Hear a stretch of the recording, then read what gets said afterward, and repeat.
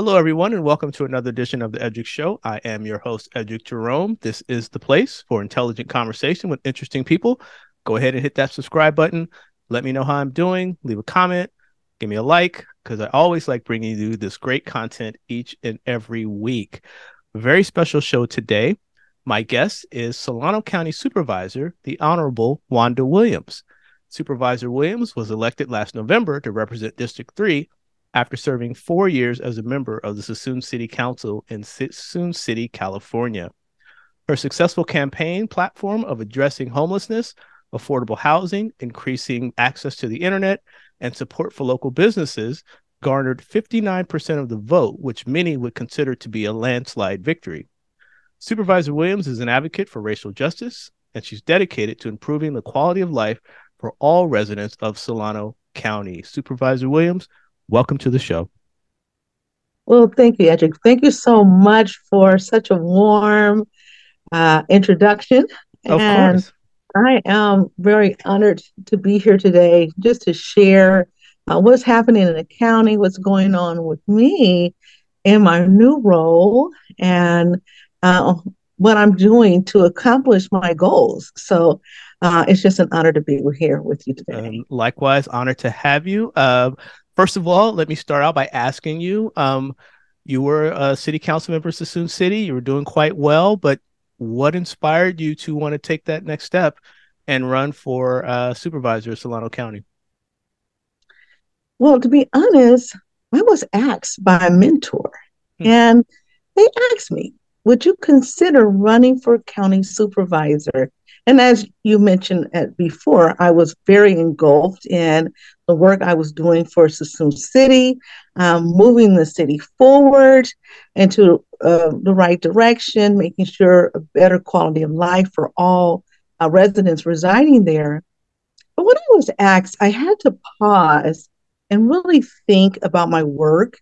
And I had already began work with Supervisor Aaron Hannigan. We started the Solano County Health Equity cohort, and it was birthed out of the need to help all of Solano County residents during COVID, making sure that especially those in Black and Brown communities took advantage of the vaccination for just to deal with COVID itself, and making sure that we were also meeting the needs in the county, making sure that people had access to food, prescription drugs, medical appointments, just all those different things. And so I realized at that moment in time, and with my mentor asking me, I can do even greater work. I can still help Suisun because District 3 still service Suisun City residents, and I have a broader reach, helping those all throughout the county, the city of Fairfield, Suisun Valley, but Dixon, Benicia, Vallejo, all these different areas that still need help. And that's what I tell everyone, as a supervisor, you're not just only representing your district, you're responsible for everyone. And so, you have to have this thought process that, yes, my district is very important, but how do I help all the districts meet their needs too? And in turn, you hope that your fellow board members think the same way, that they'll do everything possible as well to help you meet the needs of those that you serve in your communities. And as I mentioned, your election, you won by quite a large margin. You got 59% of the vote, which is a pretty big deal. So what is it like being the first African-American female to be elected as a supervisor in Solano County? Well, it really means a lot. Just to know that my community trusts me, number one. Two, that I actually my message resonated to what the true needs and concerns were for our community. But most importantly, it's just an honor to be the first African-American woman I know that being in that position means a lot.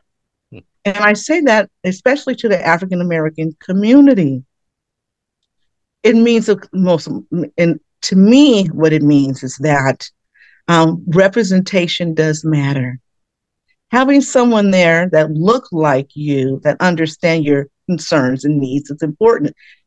But also for the little girl, for the little boy. I had, during my election party, a mother brought her son. And he said, that's Supervisor Wanda Williams. And so I made sure I went over and spoke to him because I realized that when he saw me, even though I'm a woman, that he knows, well, she did it, I can do it.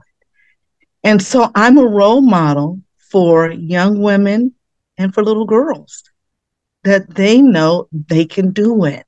And so for me, it's just really being that role model. But then I also understand there's a heavy lift for me as well, making sure that I'm being intentional, thoughtful in everything that I do.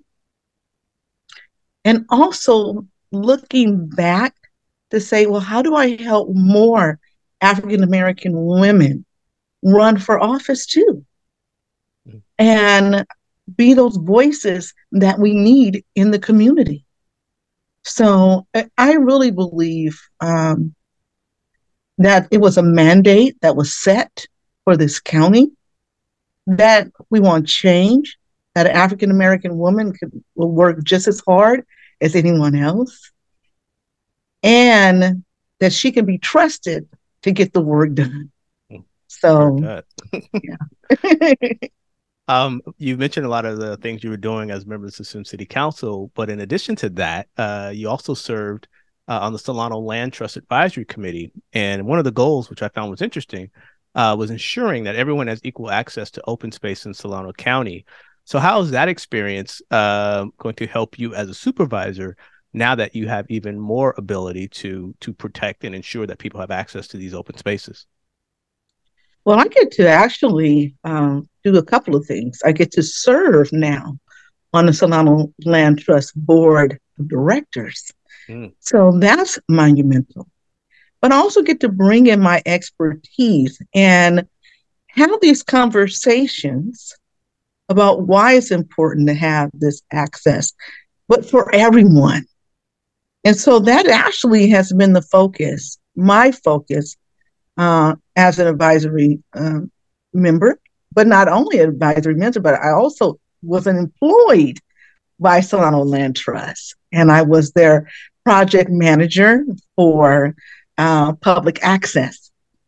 And so I actually worked on developing a program to bring in diversity. So the goal for me really is to make sure that everyone has access to open spaces, to parks. It's one, beneficial for you mentally. And secondly, making sure that everyone knows that these spaces are available. We tend to focus more on parks in our local neighborhood, but I want to see people of color. I want to see people with disabilities, all people out in the open space, because that's what it's there for us to enjoy.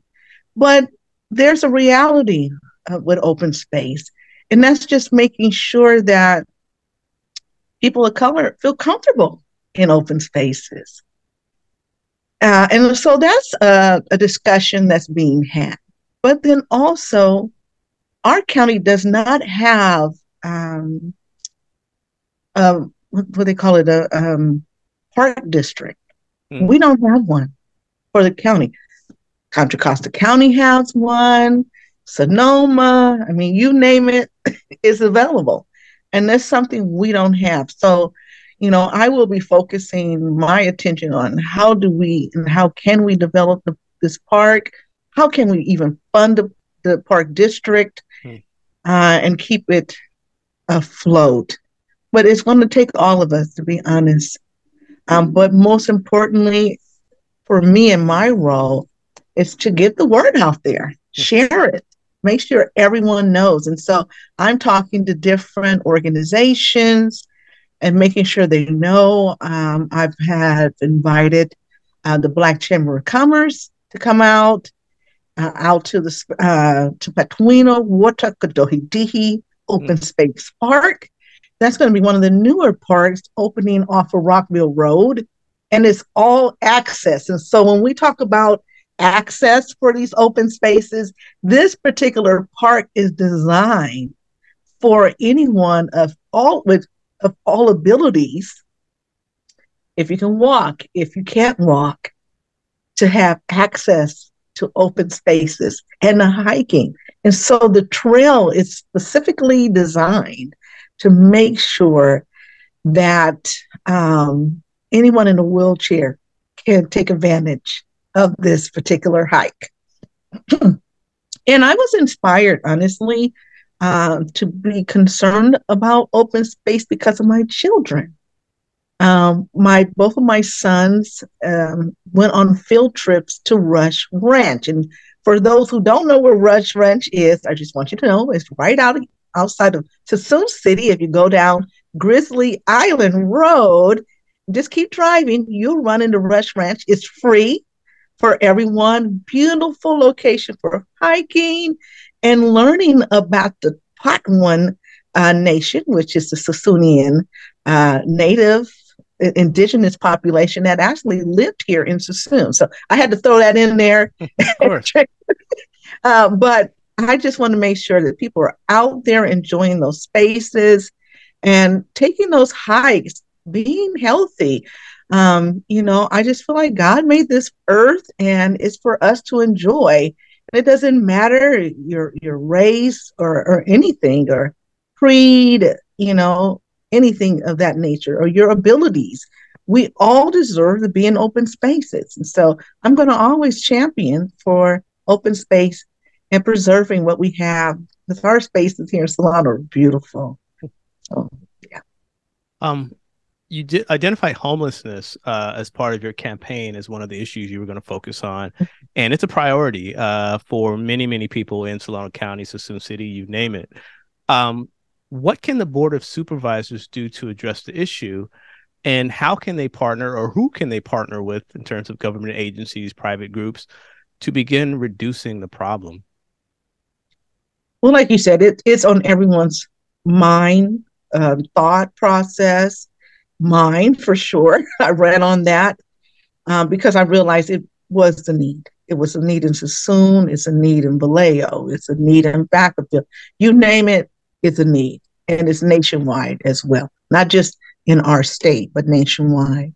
But for the Board of Supervisors, really, and I'm just going to use one of our most recent meetings when we were dealing with ARPA in February, is that we just all have to be willing and be committed to put funding dollars into the work. We have to move beyond talking. That's not going to work. And just being honest, the Board of Soups have now decided to really get more involved in homelessness. Not to say they weren't before, but taking on more of a lead in the process. But to do that, we do have to put in the dollars and be willing to do so. We had a project in Vallejo, 47-bed home key project that would house 47 mentally ill individuals, give them housing, wraparound services, and help them learn how to have the best quality of life and be still part of society within their realm of their normalcy. And it was a fight to get the dollars for all the board members, because you have to have 4 when it comes to appropriating funds. We need needed 4 votes, and it was a struggle to get those votes that we needed with so much negotiation. And for me, it's important that as the county, since we are responsible for all the mental health and those funding dollars, that we have to put the money where our mouth is, So for me, it's making sure that we are actually uh, putting those dollars there, looking at for more grants that we can draw down from the state of California, partnering very closely with the nonprofits that are actively involved, and looking at how can the Board of Supervisors expand our capabilities to provide more services. And I don't know if you know, but that is one of the issues, not just for Solano County, but happening for multiple counties. Being able to hire the staff you need to deal with mental health services.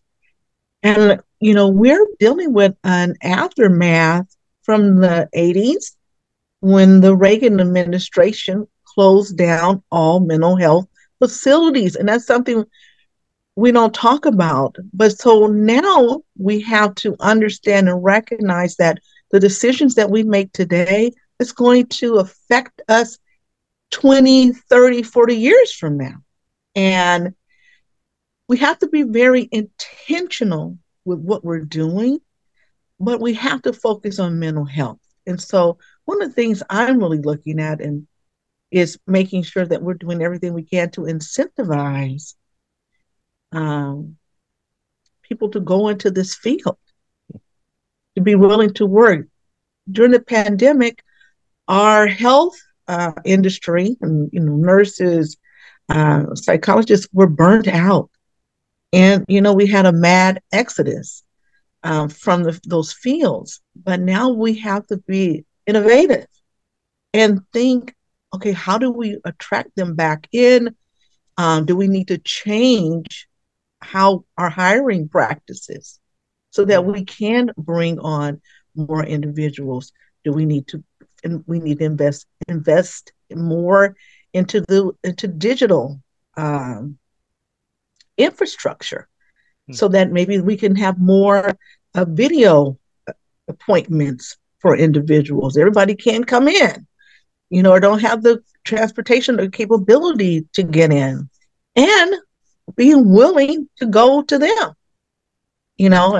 putting in more mobility vans so that we can go to these different locations where have these encampments, and to bring the services to them to help get them healthy enough so we can get them off the street, So, we just have to really start thinking outside of the box.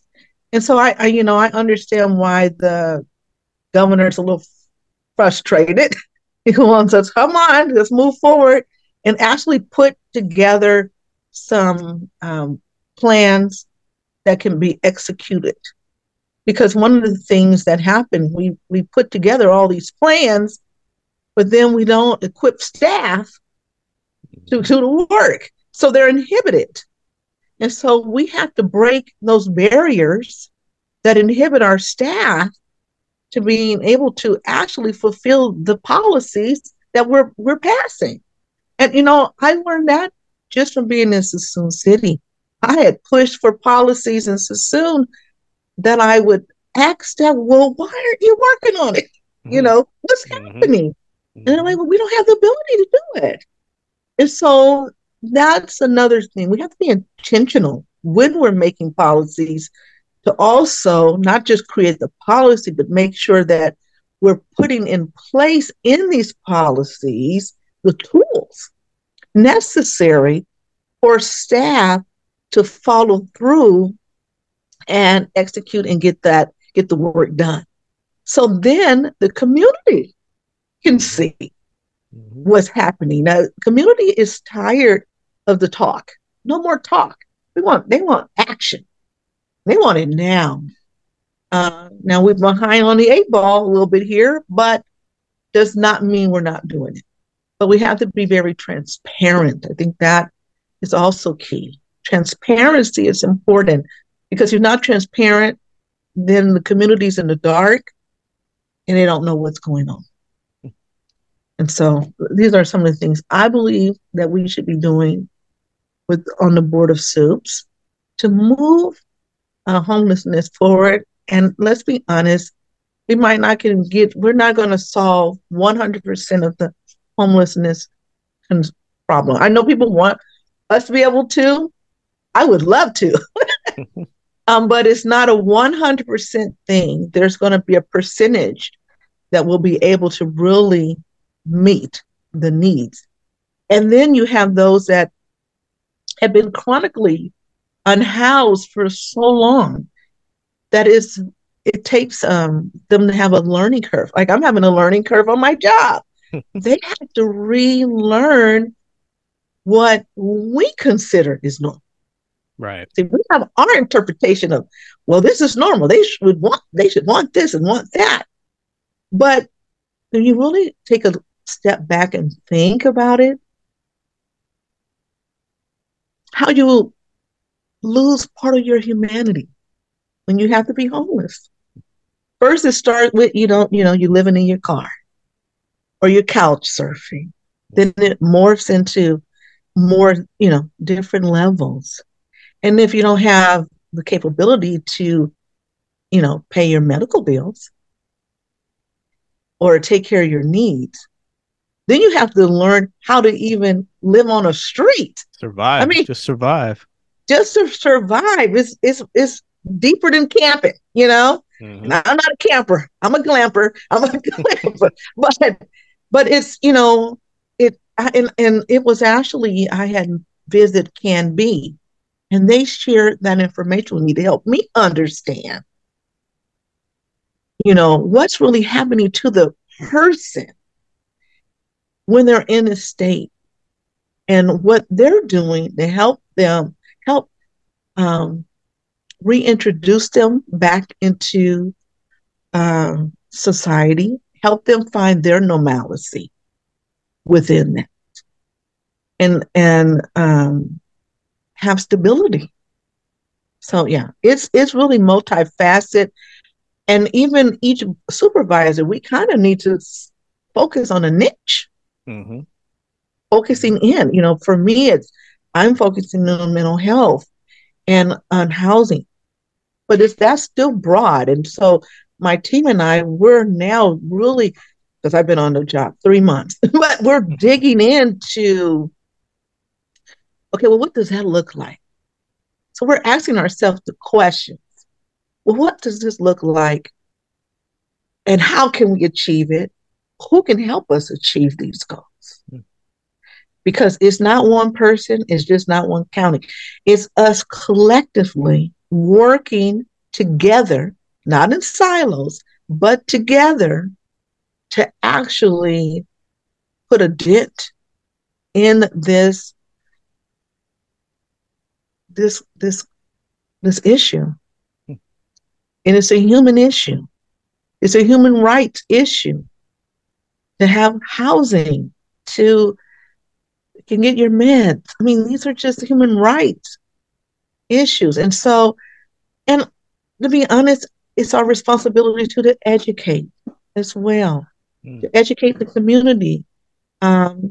Because I think just based off what I hear from the community that, well, it's the homeless, they're doing this, they're doing that. A lot of times they're not doing all these things.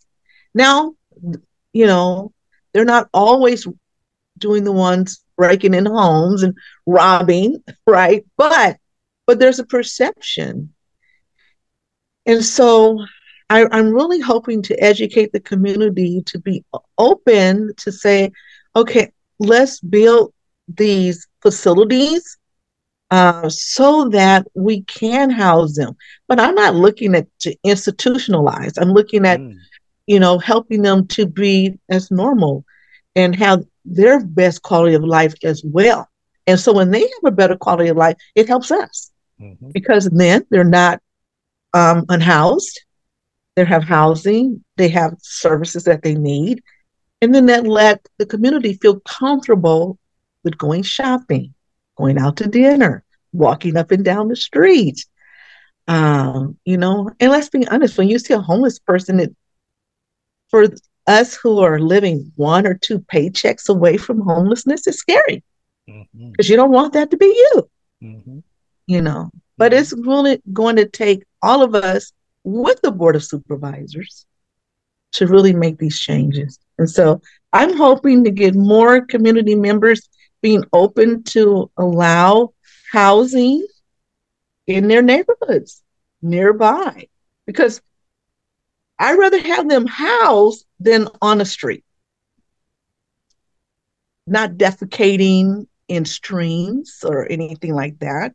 Mm-hmm. I mean, that's just human decency to provide uh, bathrooms and showers. That's just human decency. So anyway, Yeah.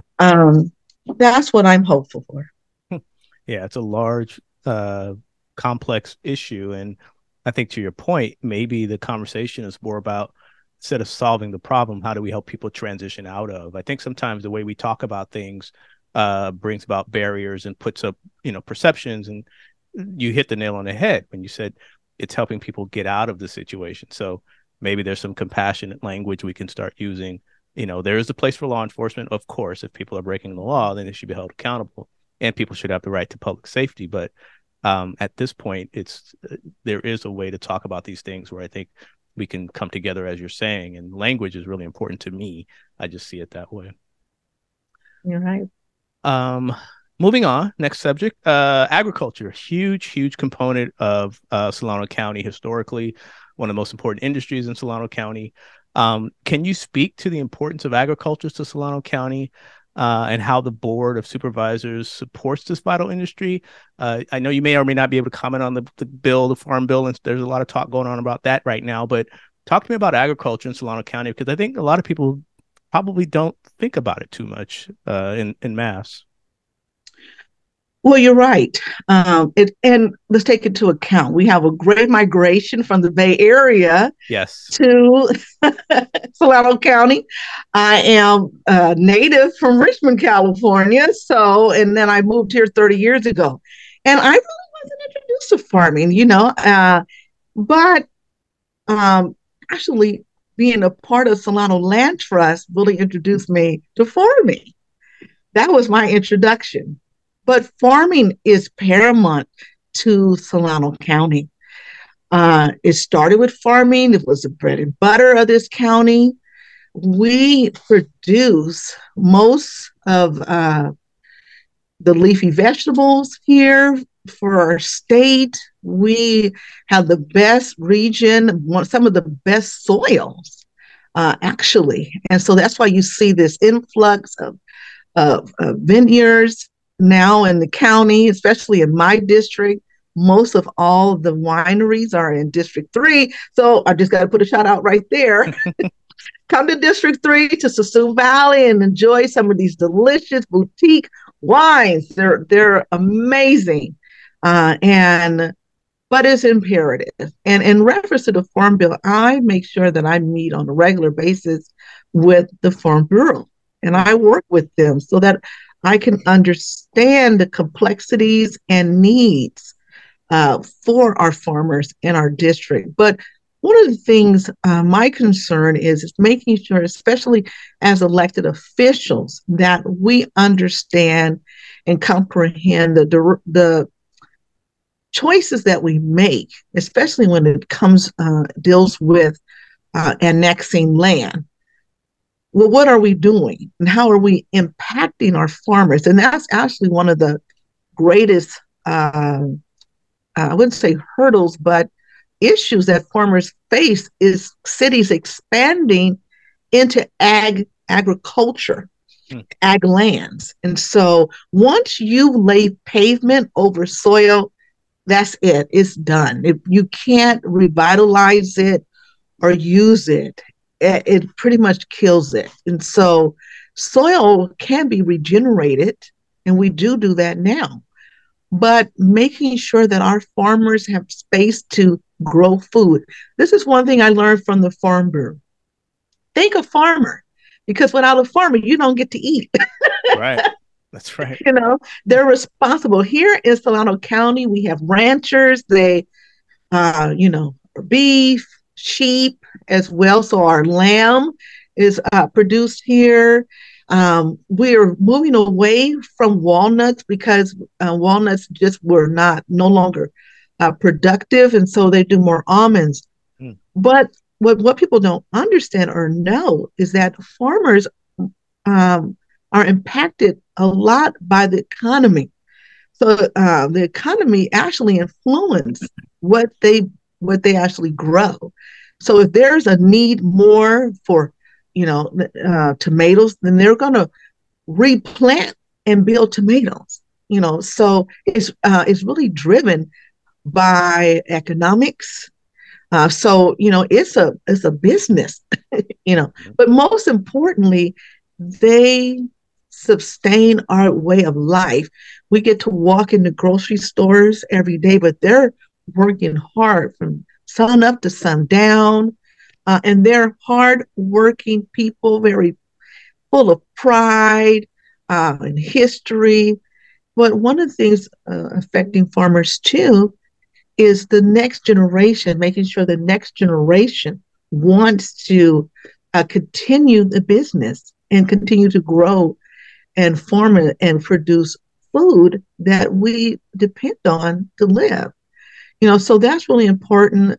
Some of the I can't think of off my top of my mind our top commodities right now, but Solano County actually is our crops are specialty crops, so which means they don't fall in the natural 10 commodities that the nation. You don't drive up and down in the valley or in Dixon, or you're not going to see in Vacaville ears of corn everywhere. I mean, that's not what we do. We grow different things. And so one of the issues with the Farm Bill is making sure that they take into account counties that have specialty crops.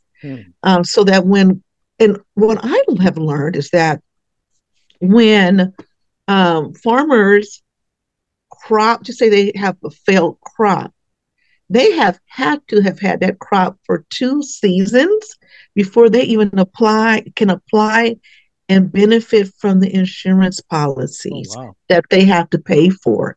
So you may have a farmer that say, I'm going to do rice.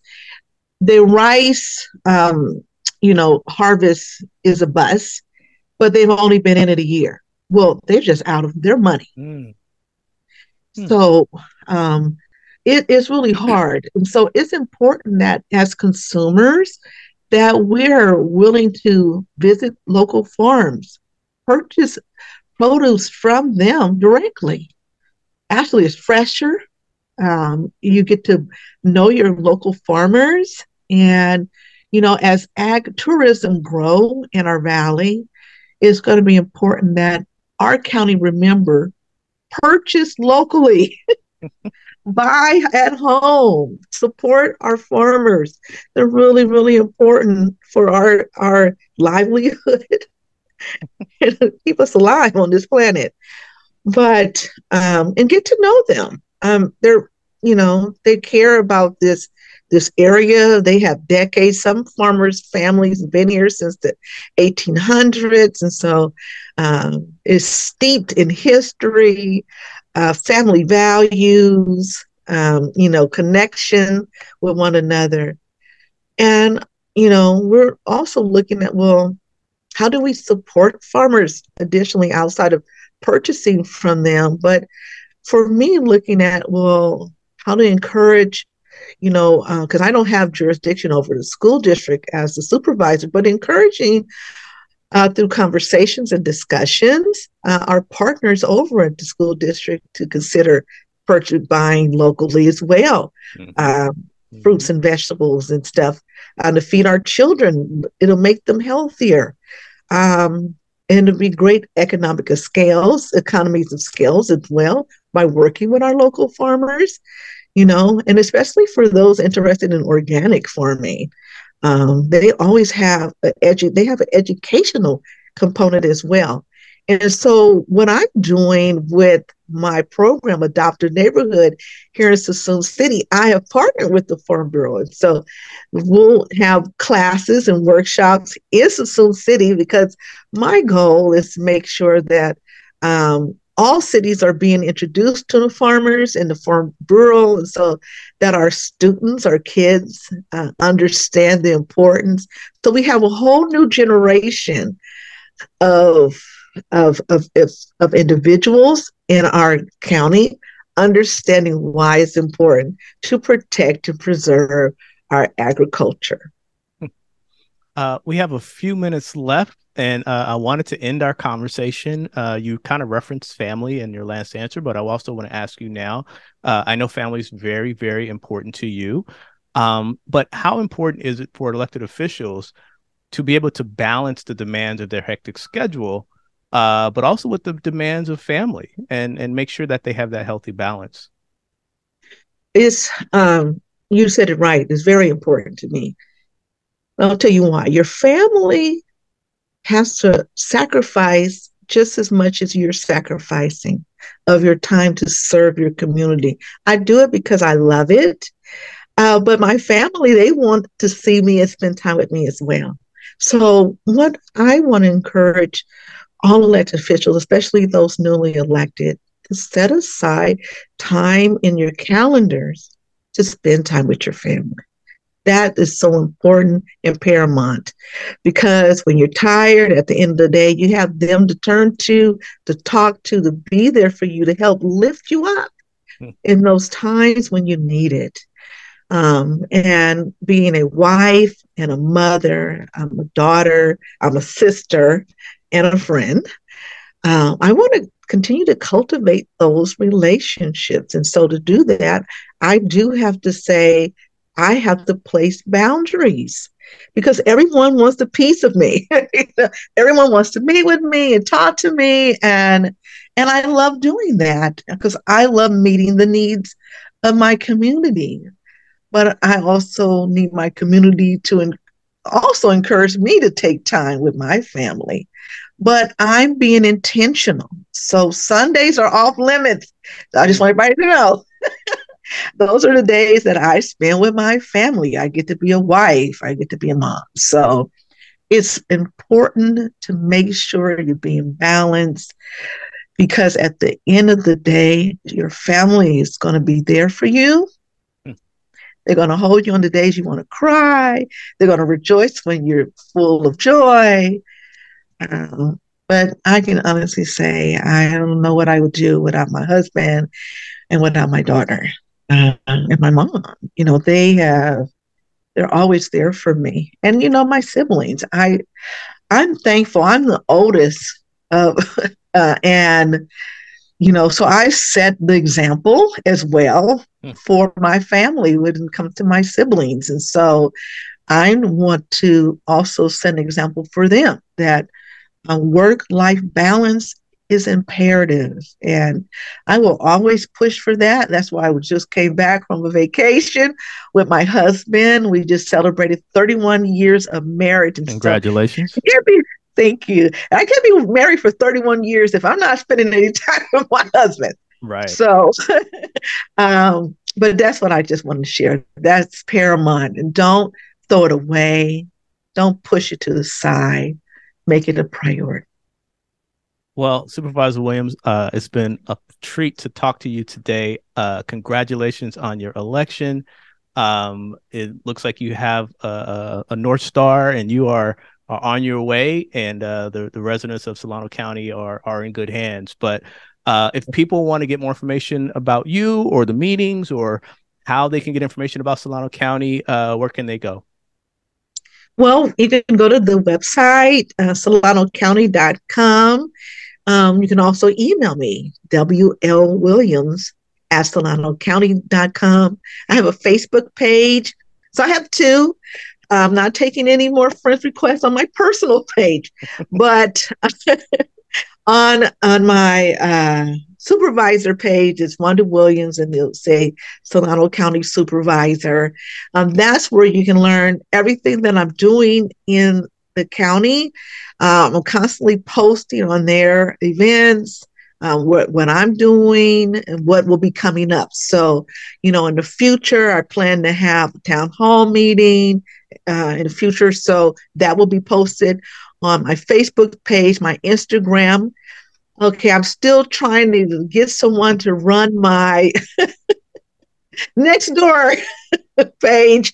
But that's gonna be back in the works. I'm not as active on Nextdoor, but as I would like to be. But right now, I'm still in my learning phase as a supervisor, and so there's a lot. It's a steep learning curve. So I got to be intentional, and I want to be able to post information that's imperative to the community and can meet the needs of those that's looking for resources. So they can visit those pages.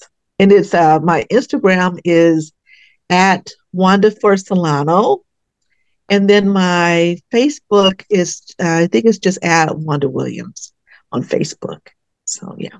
And we'll put links to all of that, either in the crawl or the lower third, or we'll also put it on the YouTube channel as well, so people can be able to click right to you. So, again, Supervisor Williams, I want to thank you so much for coming on the Eddrick Show. I really appreciate our conversation, and I hope I can have you back in the future. Yes, definitely. Thank you so much for having me. You're very welcome. This has been another edition of the Eddrick Show. I am your host, Eddrick Jerome. Again, this is the place for intelligent conversation for interesting people. Hit that subscribe button. Give us a like. You can catch us on Spotify, Apple Podcasts, all your online streaming services, so we can get this content to you each and every week. I want to thank you for tuning in, and we will catch you on the next episode.